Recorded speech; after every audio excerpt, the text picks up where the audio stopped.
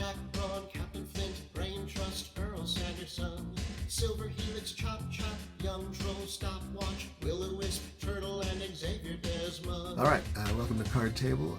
So I've been talking a little bit about reading order. One of the subjects is very near and dear to my heart, and so I thought I'd do one more on this topic of when just the regular numerical order is maybe not the best way to go. I think the new book would be the last example. So volume 30. This is probably the most extreme jump as far as like where it sits numerically, where I think it makes the most sense to read it. But volume 30 is called Full House. It's another of those. Last time I was talking about how the original version of Deuces Down had no interstitial. Full House is kind of like that too. With 16, with Deuces Down, they kind of corrected it. But Full House is sort of what would be the right word? Almost like just kind of a repository, so that anyone who wants to read these stories in print can, because the stories in Full House were already published years earlier. In some cases years earlier, maybe in some cases maybe only 1 year or two. Well, no, years earlier in every case. They were already published online on Tor.com. Tor.com currently has something like quite a few stories, something like 20 or 30 online stories set in the Wild Cards world. But most of them are not in print in a hard copy form. Full House is sort of the first time that they've taken some of those stories, and I don't remember offhand how many there are because I don't actually own a copy yet. Kind of taking my time on that one because I've read all the stories already, but they're all from Tor.com except for one called Lies My Mother Told Me by Carolyn Spector, who that one appeared in an anthology edited by George R.R. Martin called Dangerous Women, which is mostly not wild card stories, and there's just one exception, which is this Spector story about the character Joey Hibert. I'll guess that's how you pronounce the name, Hoodoo Mama. But yeah, it's an anthology about, as the title implies, I guess, dangerous women. And so most of them are not wild cards, but one of them is. I think I asked my beloved mother for Dangerous Women for Christmas one year, and she was kind enough to get that for me. So I didn't have to shell out all that money for just one wild card story. But if you don't have that option, now you don't necessarily have to shell out for that anthology. You can just get it in Full House. But the rest of the stories are from the Tor.com array.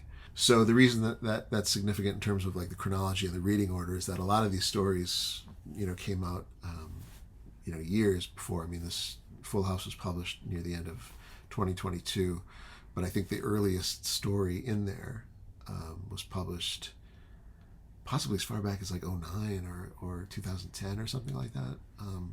Whatever the case, I mean, you're looking at more than a decade.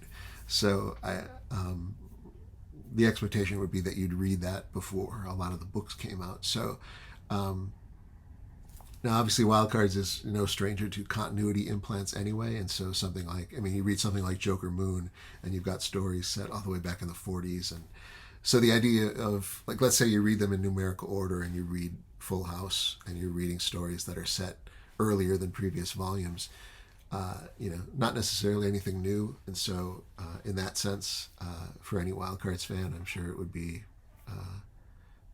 business as usual.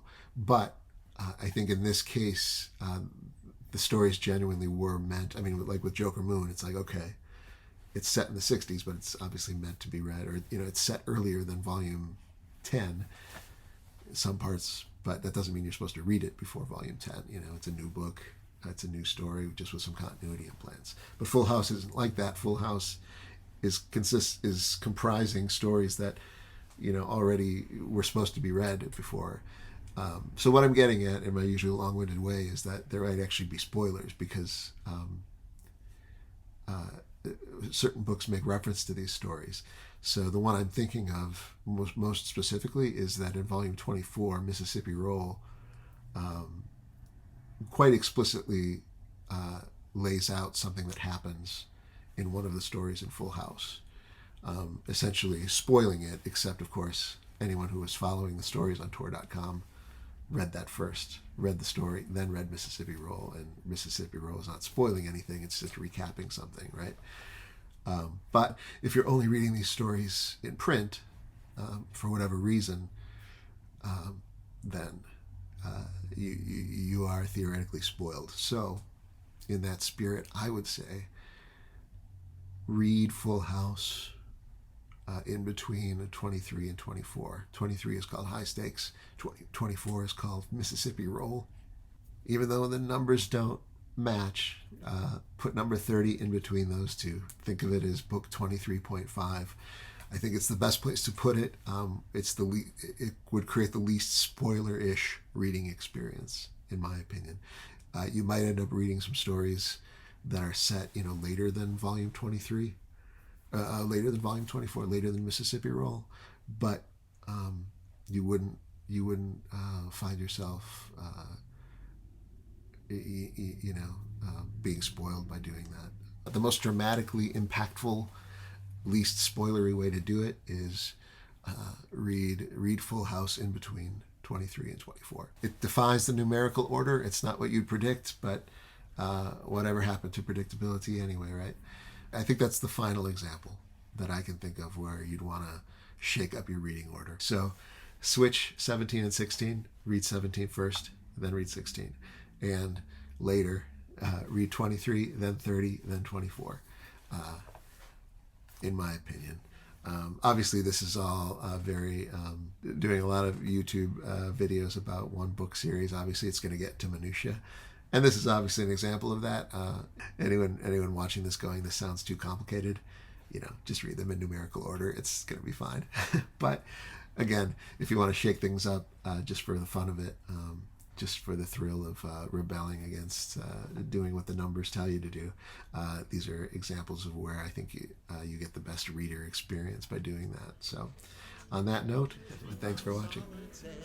So my honey and me go to a counselor to try and give our love back some sparks. He said, we'll get your love growing, but before we get going, may I highly recommend Cod Shocks? I like to go out dancing. My baby loves a bunch of authors. Lately we've had some friction, cause my baby's hooked on shared world fiction.